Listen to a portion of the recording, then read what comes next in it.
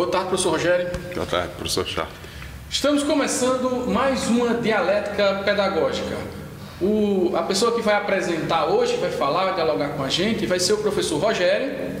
Ele vai estar aqui debatendo comigo essa problemática sobre o fascismo e ele vai fazer a sua apresentação. Boa tarde. Primeiramente, prazer estar aqui com você, Charlton, e com os que vão nos ver logo em breve. Eu sou professor aqui da casa, na FASP, assim como o professor Charlton, há 9 anos, fazendo 10 anos, juntando todo o período. E de um curso de História. E quando surgiu a proposta do professor Charlton, foi exatamente nessa tentativa da gente tentar discutir como é que poderíamos levar para o máximo de pessoas possíveis uma discussão acerca do que tem se falado muito, mas se compreende pouco, até porque é bastante difícil, algo bastante difícil, que é o fascismo, que se compreender. Então, professor, para a gente iniciar já o nosso debate, a nossa discussão, a nossa reflexão, que é melhor dizer, como é que você enxerga o fascismo no mundo? Primeiramente no mundo. Ele é uma coisa que sumiu lá depois da Segunda Guerra Mundial? Ou ele nunca desapareceu? Ele sempre esteve presente em nossas vidas, na sociedade? Olha, eu acho que ele sempre existiu de maneira latente na sociedade, mundial, acho que é um tanto universal, embora o fascismo mesmo esteja diretamente ligado, como faz questão de dizer Umberto Eco, à Itália e o nazismo à Alemanha. Há vários tipos de fascismos, e estamos, de certa forma, experimentando agora, mas que, se nós formos observar, por exemplo, a sociedade brasileira, desde os tempos de colônia, ou melhor dizendo, quando uma elite vai se formando no país, a gente vai percebendo que há uma sobreposição de uma classe social sobre a outra. Mas isso não é fascismo, isso é luta de classes. Pois é, professor. Então, eu queria, para a gente dizer para os nossos, as pessoas que vão nos ver, o que de fato seria fascismo? Eu ia misturar aqui nazismo, mas fascismo, o que de fato seria? De acordo com Umberto Eco, ele levanta a tese de que existiriam 14 arquétipos, todos ligados à psicologia. 14? 14. E que que poderiam ser observados. Obviamente que ele está falando mais precisamente daquele fascismo Segunda Guerra Mundial, e que se estende até a década de 70 em Portugal e na Espanha, e na América do Sul. Ele vai dizer que o primeiro arquétipo seria essa coisa, o elemento fundante, a tradição. A tradição, um culto enorme à tradição, que por sua vez levaria ao desgaste da modernidade, mas não da modernização. A modernização ela é aclamada, porque ela é tecnologia e, sobretudo, a tecnologia bélica. E aí você vai a tradição, a negação da modernidade, e resumindo os 14 aspectos, a tradição, a negação da modernidade, portanto, também negação dos ideais iluministas, os ideais iluministas, sobretudo a partir... Em que ponto especificamente? Quais são? Sobretudo a partir da Revolução Francesa. E o Umberto Eco... Em relação àqueles 3 lemas fundantes da Revolução ou não? Sim, igualdade, liberdade, fraternidade. Principalmente esses aí, então desapareceriam. Isso. Um pensamento fascista. Isso, desapareceria, e o que ele chamaria de... a liberdade, ela não existiria, desde sempre não existiria. Portanto, o povo nada mais seria, esse é um outro arquétipo, nada mais seria do que uma extensão do medo do governante. E o povo também sentiria esse medo. Então, o medo é o outro arquétipo. Se confunde o fascismo com tirania ou não? confunde-se no sentido de que são regimes tiranos, né? Mais precisamente totalitários. Só que as tiranias ao longo do tempo sempre existiram, né? Aí, chamando Hannah Arendt as origens do totalitarismo, né? E aí ela é muito precisa, porque quando ela vai escrever esse livro, na década de 50, ela tinha vivido a experiência, né? E, portanto... A experiência do nazismo. Do nazismo, especificamente. E, portanto, ela não poderia fazer mais do que descrever. Como diz um historiador, Châtelet, né?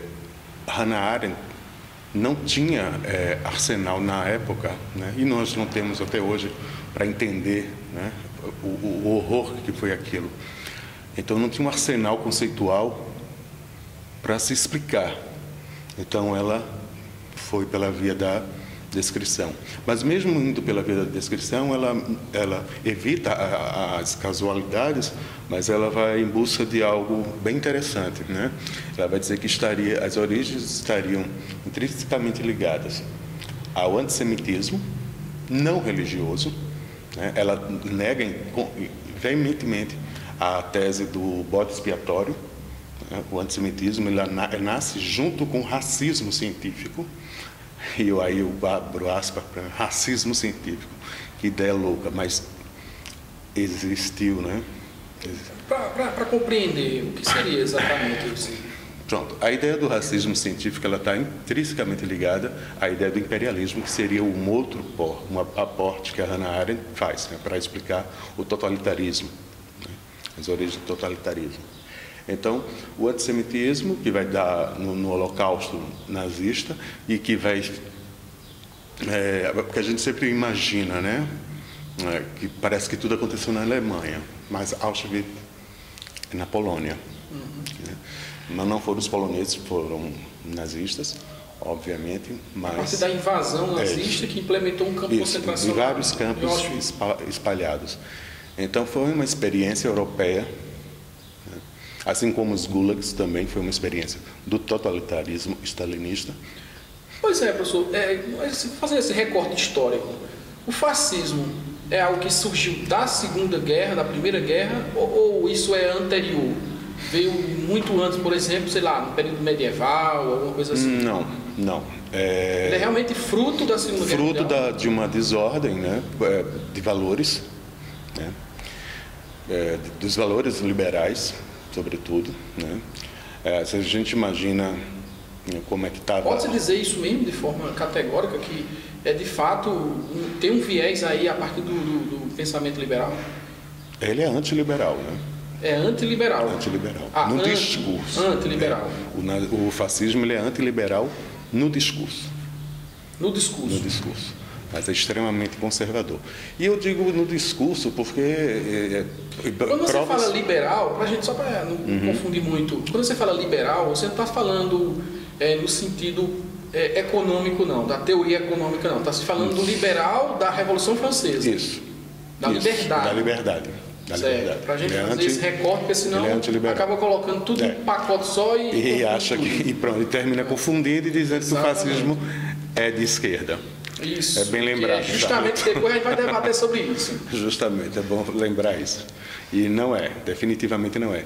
O fascismo na Itália, existem provas concretas de que foi financiado pelos grandes proprietários rurais. Né? Então, por isso é que, de fato, o fascista ele vai ser conservador, porque isso. Ele não vê a liberdade como um valor não é um intrínseco à condição humana. Exatamente. E o que é mais interessante, né, que o fascismo, e aí usando Hannah novamente, eu vou ficar nesse bate-bola com Hannah Arendt e Umberto Eco. Que já são dois gigantes aí. E aí Hannah Arendt vai dizer o seguinte, que não importa somente ao fascismo matar aquele que discursa sobre a liberdade. É preciso matar a fonte da liberdade. Né? E aí eu volto, um outro arquétipo é a ação pela ação, o outro arquétipo é o heroísmo, né? E que é um culto, nada mais é do que o culto à morte, né? Desde tempos homéricos, onde normalmente nós vemos valorizamos a vida, o fascista, né, ele valoriza o heroísmo pela via da morte. Né? Fazendo uma ponte, seria o super-homem nietzschiano? Algumas... ou não? Não tem nada a ver? Pode-se. Tem um autor que disse o seguinte, que Mascadriz, né,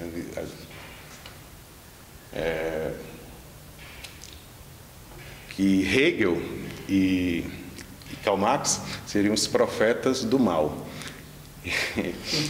Hegel para Hitler e Karl Marx para Stalin, falando sobre o totalitarismo, né, de ambas as partes. Que é absurdo, né? Eu acho que quando você interpreta mal o super-homem nietzschiano, dá muita confusão. E o problema é esse, que aí é o outro aspecto, né? E aí, embora Humberto Eco use palavras bonitinhas, né? Mas é a pura ignorância. Tanto é que o consagradíssimo Mein Kampf, Minha Luta, é de uma pobreza lexical extrema. Para quê? Para tornar tudo muito objetivo, para atingir o máximo da massa possível? Não apenas. É simplesmente para fazer com que você não rumine o pensar, né? A extinção do pensamento, né? Do pensamento crítico. Aí, novamente, bate nessa. Se a modernidade ela é crítica por excelência, né? Mas ela acolhe essa crítica. E é essa crítica que movimenta. O que é que o fascista faz? Não existe crítica. Somos todos iguais e pronto. Mas para sermos iguais é preciso matarmos o diferente. Professor, eu preciso fazer uma pausa e a gente volta nessa fundamentação, ok? Uhum.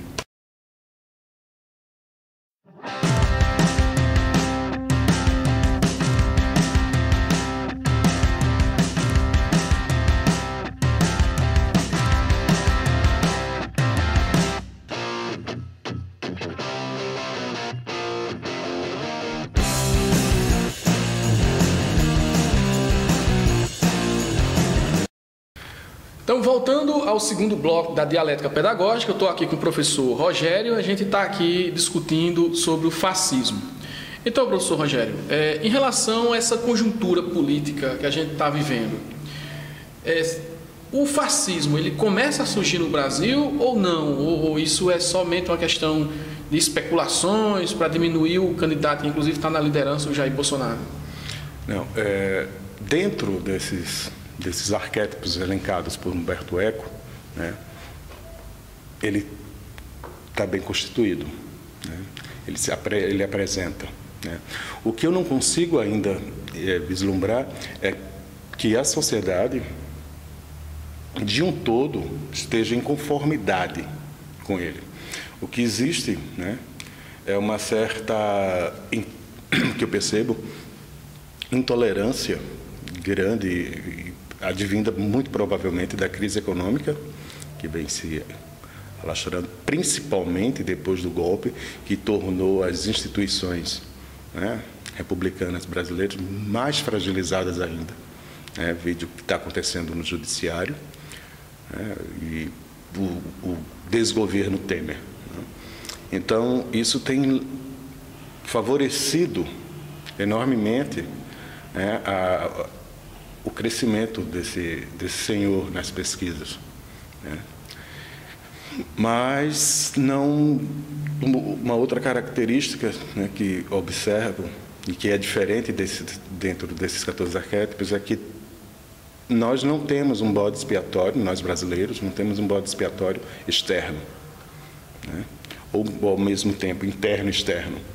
Então, não existe uma xenofobia. Existe... O anti-americanismo entraria nessa xenofobia? Não. É outra coisa. É outra questão, são mais questões ideológicas, brigas ideológicas. Né? Essa questão aí é de intolerância mesmo, a negação de direitos a duras penas conquistadas, por exemplo, por mulheres, negros, povos indígenas e a população LGBT.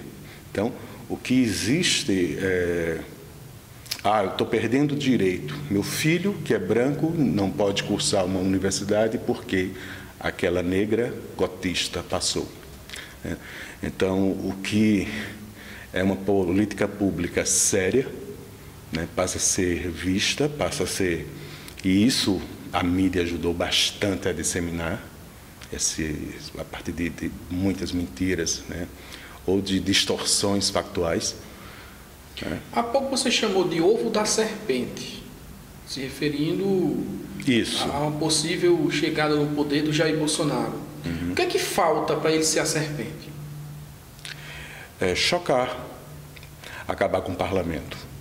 Porque o fascismo, ele pode entrar... Mas será que uma pessoa que veio do parlamento quer acabar com o parlamento?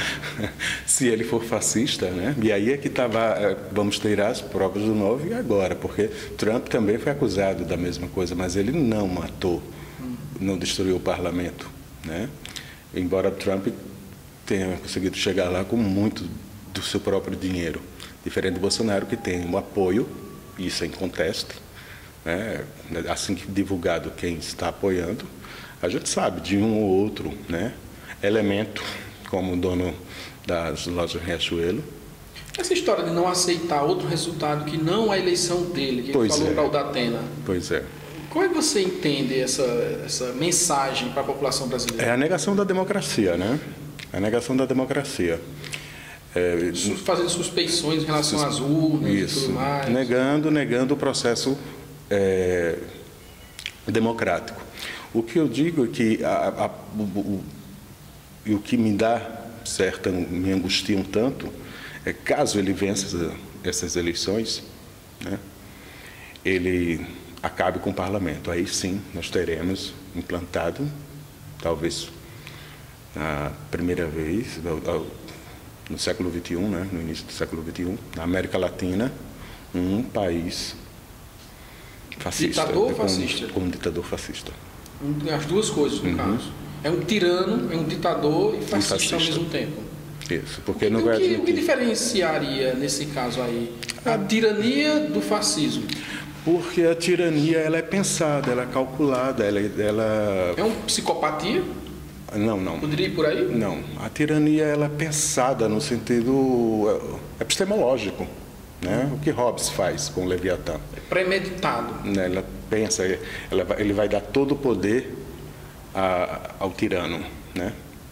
Mas só tem um viés para o mal, o fascista, ou ele tem realmente um projeto de sociedade, de poder e tudo mais? Ou só tem um viés do mal, realmente? Uma vez chegando lá, ele pratica o mal. Olha, Mein Kampf, né, Minha Luta, tem um trecho que ele fala da morte e da liberdade. Eu já falei logo no primeiro quadro, mas vou retomar isso aqui.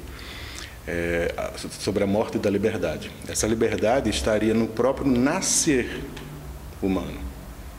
Então, aquele que era considerado degenerado matava-se antes mesmo que pudesse, né, criar.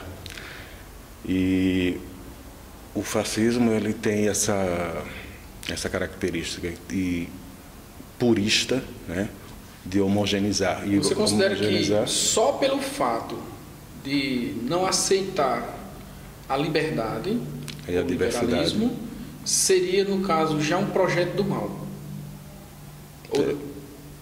Eu não gosto da palavra mal, bem ou mal. Eu gosto. São termos que não é que eu não gosto, mas que eu não costumo trabalhá-los, né? Muito no campo da teologia e da filosofia, e eu tenho bastante medo. Não é medo, é desconhecimento mesmo. Então, eu prefiro dizer que são projetos de intolerância, né? De não aceitação do diferente, né? E aí eu posso até me ancorar no conceito de banalização do mal, né? No mal banalizado, burocratizado, estatizado. Os partidos de extrema esquerda, eles, por também não aceitar muito, não há uma tolerância muito com a extrema direita, ou mesmo até direitas, não entraria também nessa intolerância e nesse viés dessa questão fascista, não? Ou só é fascista ou extrema direita? Não, fascista não é somente a extrema direita, né? Mas a gente tem que discutir dois aspectos aqui: totalitarismo e fascismo, né? O totalitarismo, ele pode ser pensado, ideologicamente. Então, professor, pensando nessa problemática, né, que está acontecendo em relação à política, em relação a tudo isso que a gente está vendo, eu tenho uma pergunta pontual para a gente refletir sobre isso. As redes sociais, ela é um viés de comunicação hoje imprescindível, ela faz transformações nas sociedades, diga-se de passagem, a Primavera Árabe, enfim, o que vem acontecendo no mundo. Mas o que a gente vê no Brasil, me parece que isso é uma coisa diferente. É o que a gente tocou várias vezes aqui sobre essa questão do fascismo, essa questão da intolerância. São as pessoas sendo intolerantes ali o tempo inteiro. Pronto. Existe um fascismo nas redes sociais hoje? Retomando essa coisa do ovo da serpente, né? Esse fascismo latente, que eu acho melhor chamar assim. Foi chocado, e muito chocado, nas redes sociais. O lugar onde qualquer sujeito, né, é árbitro da sua verdade, né, da sua auto-verdade. Então, chego lá e digo, imagina um cara que chega e diz que vai organizar, né, metaforicamente falando, todas as suas frustrações. Que vai dizer, olha, seu filho branco vai ter as mesmas condições, ou melhor, a negra nem lá vai chegar. Porque ele deixou bem claro, né, no discurso dele sobre comunidades quilombolas e comunidades indígenas, né, o racismo. Teve aquela passagem no CQC que ele falou, né, com Preta Gil, de que não corria o risco do filho dele se casar com uma mulher como Preta Gil, porque ele tinha educado o filho dele. Exatamente. Né? Exatamente. Então, você vê que tipo de educação. Então, esse espaço que as redes sociais abrem para isso não é mais de anonimato. Né? Nós nos recolhemos as nossas bolhas, nós deixamos de seguir, nós excluímos e vamos nos assegurando naquelas bolhas, o que é ruim também, por outro lado, porque a gente perde o contato com essa realidade. Quando eu vi, de repente, em Afogados da Engazeira, uma bolsominada danada, eu nossa. Teve recentemente uma passeata, eu fiz essa pergunta, inclusive, à Juliana, quando a gente estava na dialética pedagógica, que teve mais de 200 carros, mais de 100 motos. Inclusive hoje está tendo outro movimento, eu falo hoje, né? Já agora próximo à eleição, inclusive, está tendo outra manifestação do Jair Bolsonaro contra a manifestação da manhã, que era o ele não, e agora o ele sim. E o que mais me surpreende, eu também fiz essa pergunta à Juliana, que é em relação às mulheres apoiando o Jair Bolsonaro. Qual é a sua leitura? Por que as mulheres estão apoiando o Jair Bolsonaro, uma vez que está claro, ele é taxativo em relação ao posicionamento dele, por exemplo, não contratar mulheres porque elas engravidam, elas têm que ganhar menos também porque engravidam por na sua condição pura e simples de ser mulher. Teve um episódio com Preta Gil, mulher negra então nem se fala. Qual é a tua leitura em relação a isso? Por que as mulheres estão apoiando Jair Bolsonaro? E eu digo isso, inclusive, apoiado na pesquisa que saiu ontem, que as mulheres que apoiam Bolsonaro são maior, o percentual é maior do que os homens que apoiam Bolsonaro. O que é que está acontecendo com o Brasil? Sério? Sério. O que é que está acontecendo com o Brasil? Eu não vi, porque eu tô pasmo com essa informação. Eu vou dar um número, 36% apoiam Jair Bolsonaro e 34% homens apoiam Bolsonaro. 36, 34. Bem, em primeiro lugar, porque a maioria do povo brasileiro é formado por mulheres, né? Talvez isso explique. De qualquer forma, está Mas o que está faltando? Está faltando chegar em informação a essas mulheres? Está faltando a conscientização? O que se passa na cabeça? O grande nicho do Jair Bolsonaro, né? E eu não sei, não entendo como é que ele conseguiu arregimentar, né, essa galera, né, são os evangélicos, né, principalmente os neopentecostais. E é onde se concentra o grande nicho deles. Então, boa parte dessas mulheres vão em busca do que o pastor... Que é contraditório também, né? Como é que você prega um viés cristão... Família, um cara divorciado... Armas, ele é o oposto de tudo que Cristo pregou, né? Deixou o legado cristão. A tortura. Tudo, né? Ele é o oposto de... Um cristão torturador, dá para imaginar uma coisa dessa? Ele é o oposto, dá para imaginar. Vide a Inquisição, sobretudo a espanhola, mas os papas já pediu desculpas. O que interessa dizer aqui é que quando você pergunta o que está acontecendo no Brasil, eu acho que posso explicar muito rapidamente, sem nenhuma ruminação, né, de fato, mas quando a gente observa que nas igrejas neopentecostais, sobretudo evangélicas neopentecostais, se observa o grande parcela, né? Então, as mulheres levadas pelos discursos dos pastores, com certeza, apoiam. Seria um grande sofista ou seria, de fato, as mulheres que estão alienadas?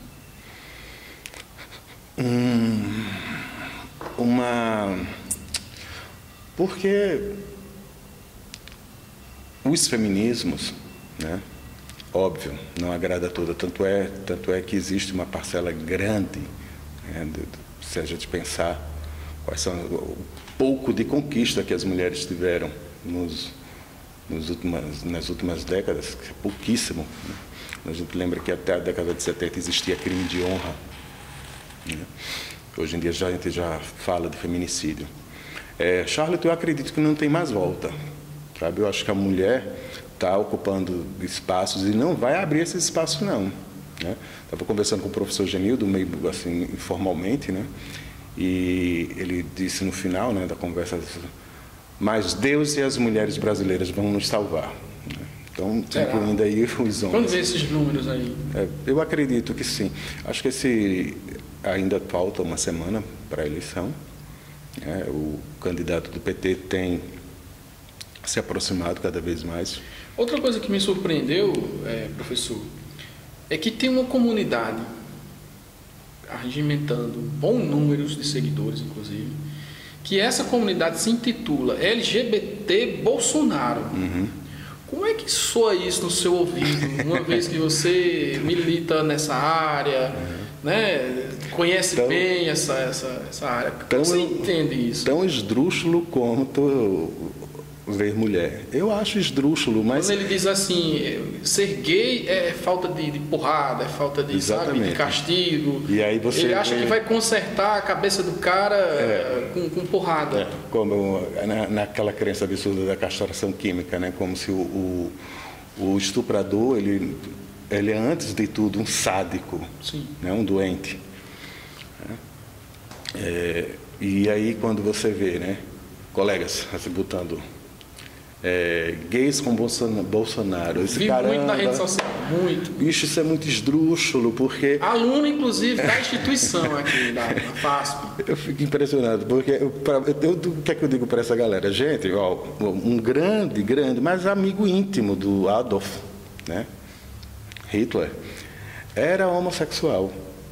E foi um dos caras que teve na Noite dos Cristais, encabeçava pelotões, o escambau.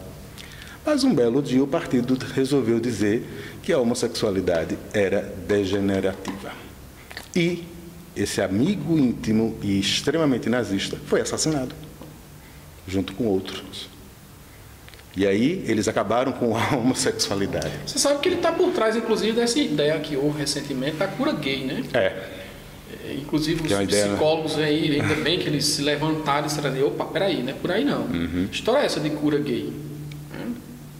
Então, é curioso esse movimento pró-Bolsonaro. E assim, infelizmente, mais uma vez, né, essas ideias tortas, né, se é que a gente pode chamar isso de ideias, né, essas coisas tortas que chegam lá surgiu lá no cinturão bíblico nos Estados Unidos, né, no centro-oeste, norte. Enfim, no cinturão bíblico, essa ideia. E tem comunidades, e há relatos de experiências de jovens, né, masculinos, lésbicas, gays e lésbicas, de tratamentos horríveis e de fugas, né? Mas isso acontece porque as legislações por federação lá, elas são específicas, né?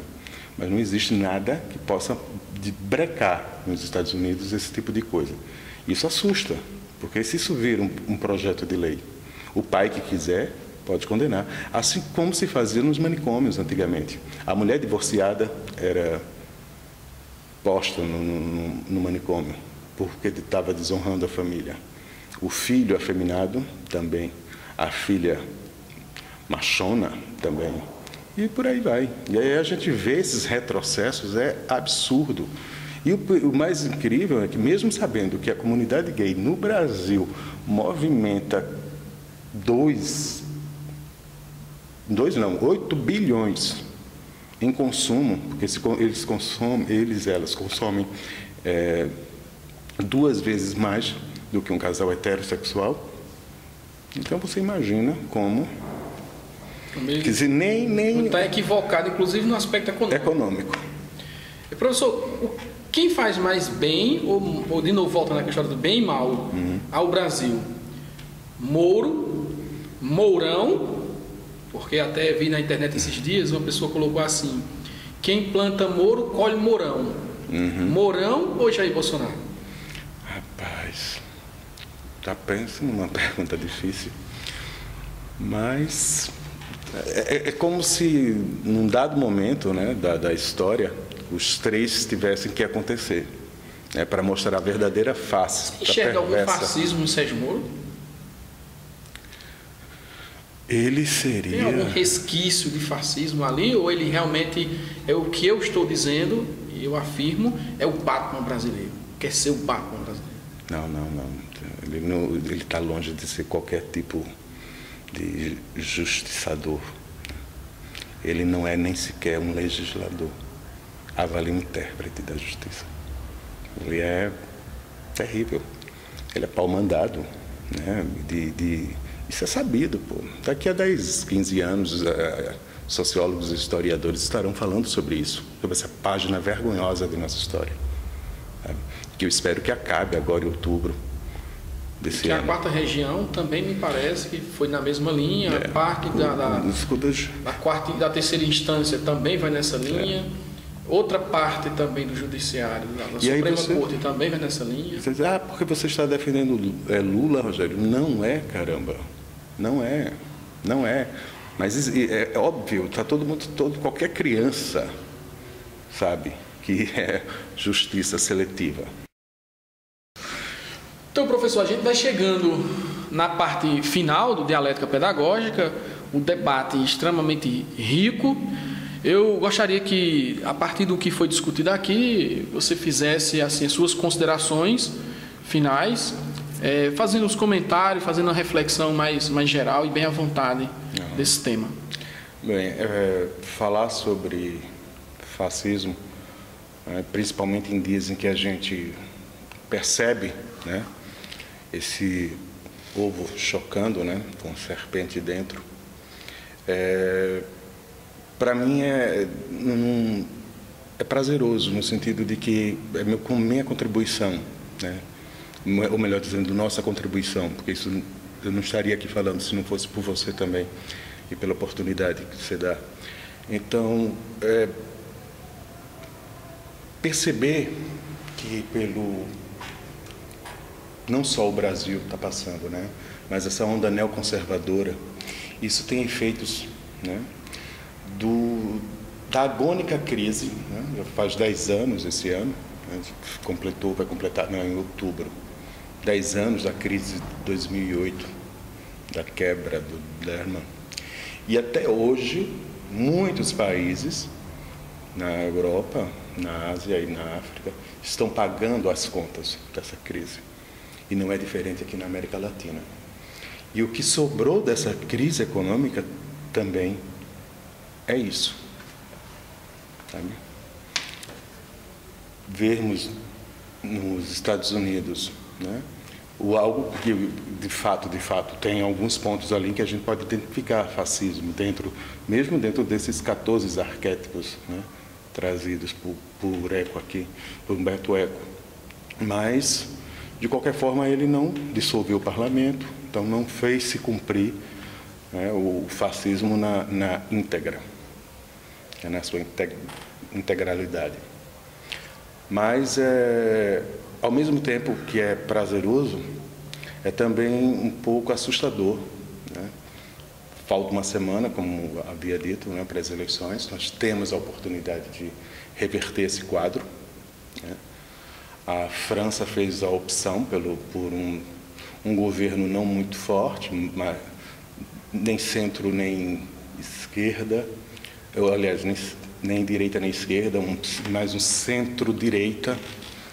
Mas, apesar dos pesares, foi melhor do que ter a Marine Le Pen como presidente, né? Então, de alguma forma, a gente tem observado uma resistência no mundo. É possível que isso aconteça no Brasil. A Le Pen estava com tudo para ganhar e aí o cara foi lá e terminou levando as eleições. Vamos torcer para que no Brasil aconteça isso. Não acredito em salvadores da pátria, né? Absolutamente não. Mesmo tendo feito meu primeiro contato com história, não foi com história, foi com a Organização Social e Política Brasileira, né? Foi com um currículo da ditadura militar. E quando eu descobri a verdadeira história, quer dizer, as verdadeiras histórias, né, contadas por historiadores de verdade, e foi que eu percebi, né, a importância e a necessidade dessa disciplina.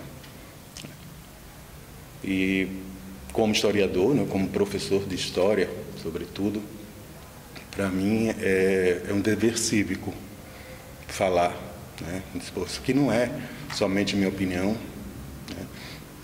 Eu acredito que boa parte dos brasileiros vão deixar isso bem claro no próximo domingo, esse, o outro. Ok, então assim a gente chega ao fim de mais uma dialética pedagógica. Espero que tenha contribuído para o seu entendimento a respeito do fascismo, as nossas reflexões, inclusive para a eleição agora no próximo domingo, como o professor colocou. Logo estaremos com outro programa, com outros temas, debatendo questões que são relevantes para a nossa vida, para a sociedade, para o mundo acadêmico. Muito obrigado. Obrigado, professor. Seria interessante, quando você disponibilizar também o PDF do texto do Humberto Eco, 12 páginas, leitura rápida, é quase um memorial. E eu vou passar para ti, e a galera também possa ter contato com esse texto, que é fantástico e bastante esclarecedor. Ok.